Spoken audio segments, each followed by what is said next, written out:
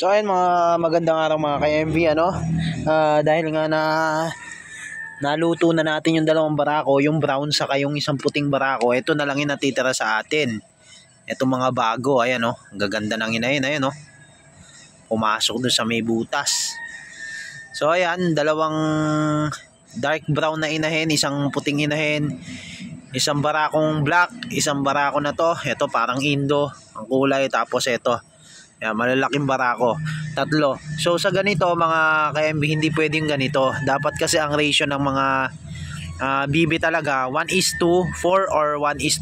Ibig sabihin isang barako, 2 hanggang 4 na inahin kaya niya po mga ka-MB. So ito marami, parang 1:1 na nangyayari.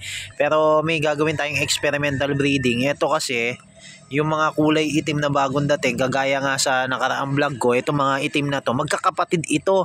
Itong dalawang inahin saka yung isang barako binatilyo na na kulay itim din, na parang cobra, ang haba ng leeg. So iba-ibang klase. Ito naman barako ko na to, malaki yung ulo. Ito naman malaki yung katawan.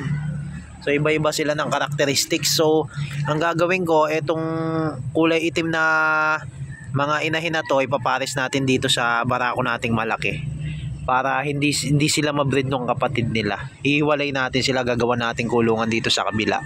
So update ko na lang kayo mga ka-MB. Tapos breed ulit tayo, sana wala nang mamatay.